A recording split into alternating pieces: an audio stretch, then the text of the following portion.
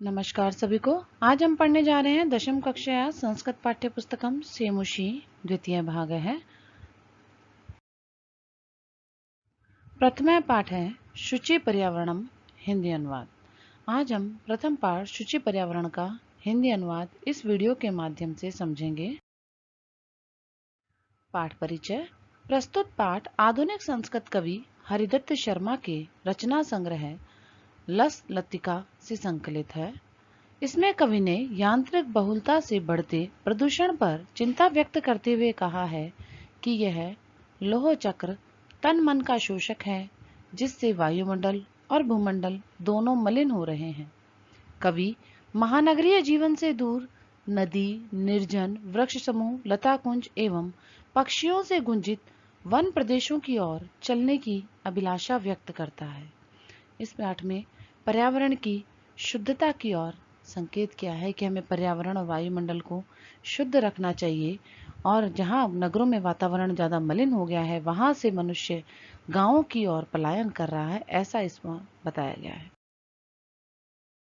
प्रथम श्लोक है दुर्वहमत्र जीवितम जातम प्रकृतिरेव शरणम शुचि पर्यावरणम महानगर मध्ये चलदनिशम कालायास चक्रम मनः शोषयत तनुपेशयत भ्रमति सदा वक्रम दुर्दान्ते दशने यमुना शान्येव जनग्रसनम शुचि पर्यावरणम शुचि पर्यावरणम।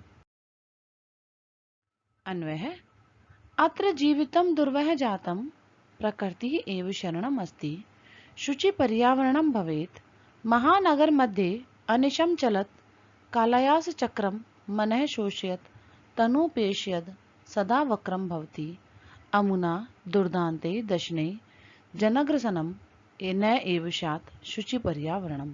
अर्थात यहाँ महानगरों में अत्र अर्थात यहाँ महानगरों में जीवितम दुर्वह जातम जीवन कठिन हो गया है, प्रकृति एवं शरणम अब प्रकृति ही शरण है, पर्यावरण शुद्ध हो। महानगरों में दिन रात चलता हुआ लोहे का पहिया मन को सुखाता रहता है, शरीर को पीसता हुआ सदा टेढ़ा घूमता रहता है। अमुना दुर्दांते दशने अब इसके भयानक दांतों से मानव का विनाश ना हो और यह पर्यावरण शुद्ध हो जाए, ऐसा कवि सोचता है। द्वितीय श्लोक है कज्जल मलिनम धूमम मुंचति शतशकटियानम वाष्पयानमाला संधावती वितरन्ती ध्वानम यानानां पंक्त्यो हनन्ता कठिनम संसरणम शुचि पर्यावरणम।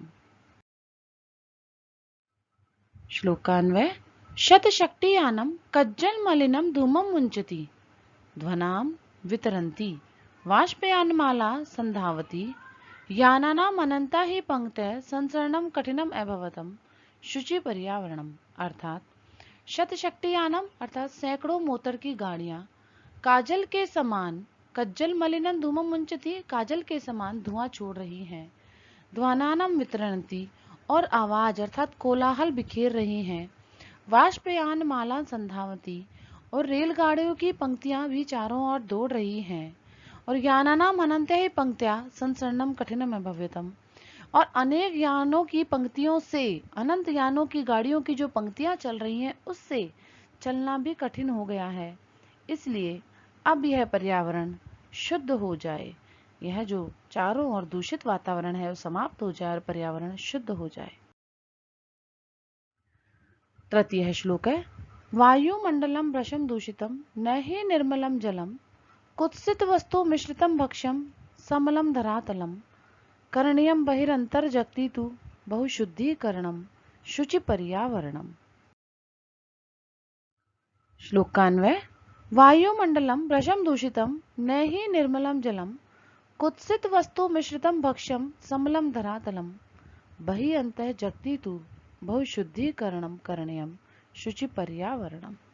अर्थात वायुमंडल निश्चय ही भ्रशम निश्चय ही अत्यधिक दूषित हो गया है, न ही निर्मलम जलम कहीं भी निर्मल जल नहीं है, कुत्सित वस्तु मिश्रितम भक्ष्यम समलम धरातलम और कुत्सित गंदी वस्तुओं से मिले हुए समस्त खाने योग्य पदार्थ हैं, और सैमलम धरातलम धरती भी गंदी हो रही है, बहि अंतर जगति तु बहुशुद्धीकरणम और इस संसार को अंदर और बाहर दोनों ही तरफ से शुद्ध करना अब आवश्यक हो रहा है।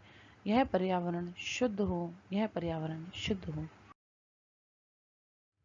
चतुर्थः श्लोकः किंचित कालं नयम् अस्माद् नगरात् बहुदूरं प्रपश्यामि ग्रामान्ते निर्जरं नदीपैपूरम् एकान्ते कान्तारपि क्षणमपि न मे स्यात् सञ्चरणं शुचिपर्यावरणम्। शुचिपर्यावरणम्। अन्वय अस्मात् नगरात् मा किंचित कालं बहुदूरं मा नय अहं ग्रामान्तरे निर्जनं नदीपैपूरितं प्रपश्यामि एकांते कांतारे क्षणमपि में संचरणम स्यात् शुचि पर्यावरणम।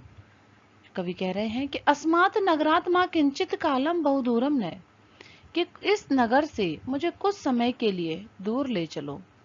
ग्रामांते निर्जनम नदी पै पूरितम प्रपश्यामि, कि मैं गांव के अंदर, गांव की सीमा पर बहने वाले झरने, नदी और जलाशयों को देखता हूँ। एकांत वन में क्षण भर भी मेरा चलना हो सके, ऐसा कुछ वातावरण मुझे मिल जाए, अर्थात गांव का वातावरण मिल जाए, मैं गांव की ओर चला जाऊं, जिससे कुछ क्षण में एकांत वन में रह सकूं। शुचि पर्यावरणम, और यह पर्यावरण शुद्ध हो जाए। पंचमः श्लोक है हरित तरुणाम ललित लतानाम माला रमणीया कुसुमावली समीर चालिता शान में वर्णिया नव माल्लिका रसालम मिलिता सुरुचि रम संगमनम शुचि पर्यावरणम। शुचि पर्यावरणम। अन्वय हे हरित तरुणा ललित लतानाम माला रमणीया समीर चालिता कुसुमवली रमणीया वर्णिया शात नव मालिका रसालम रुचिरम संगमनम मिलिता शुचि पर्यावरणम। अर्थात यह मेरे हरित तरुणा, हरे पेड़ों की, और ललित लता नाम, और सुंदर लताओं की माला रमणीया, माला सुंदर है, चुनने योग्य है। समीर चलिता कुसुमवली वर्णिया शात, और हवा से हिलाई हुई यह पंक्तियां, फूलों की पंक्तियां भी सुंदर हैं, उठाने योग्य हैं या ग्रहण करने योग्य हैं। नवमालिका रसालम सुरुचि संगमनम मिलिता, और नवमालिका फूलों की पंक्तियों मिली हुई नवमालिका और आम का सुंदर संगम हो। नवमालिका का पुष्प, बेल और रसाल यानी आम का सुंदर संगम जहां पर हो, ऐसा शुद्ध पर्यावरण हो, यह पर्यावरण अत्यंत शुद्ध हो। षष्ठ श्लोक है ऐचल बंधु खगकुल रव गुंजित वन प्रदेशम पुर कलरव संभ्रवित जनेभ्यो धृत सुख संदेशम चाकचिक्य जालम नो कुर्या जीवितम संरहणम शुचि पर्यावरणम। अन्वय आय बंधु खगकुल कलरव गुंजित वन देशम चल पुर कलरव संभ्रवित जनेभ्य धृत सुख संदेहम चाकचिक्य जालम जीवित संग्रहणम नो कुर्यात शुचि पर्यावरणम। कि अरे बंधु, पक्षियों के समूह की ध्वनि से गुंजित, खगकुल कलरव पक्षियों के समूह की ध्वनि से गुंजित वन प्रदेश में चल। कि हे बंधु, ऐसे स्थान पर चल जहां पर पक्षियों की सुंदर ध्वनि हो। पुर कलरव संभ्रमित जनेभ्यो, नगर के शोर से भ्रमित जो लोगों के लिए द्रक्त संदेशम, लिए सुख के संदेश को धारण कर। चाकचिक्य जालम, और चकाचौंध से भरी जीवित संगरणम, इस दुनिया के जीवन के रस को नो हरणम, हरण नहीं करना चाहिए, यह पर्यावरण शुद्ध हो। अर्थात चकाचौंध भरी दुनिया को, इस जीवन के रस का हरण नहीं करना चाहिए। कि चारों ओर के चकाचौंध ने जो मानव जीवन का वास्तविक रस है, उस हरियाली में जो आनंद है, उसको हरण कर लिया है, तो ऐसा नहीं करना चाहिए।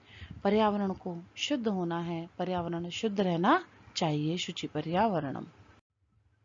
सप्तम श्लोक है प्रस्तर तले लता तरु गुल्मानाम नो भवतो पिष्टः पाषाणी सभ्यता निसर्गे शान समाविष्टा मानवाय जीवनम कामाय नो जीवनम मरणम शुचि पर्यावरणम।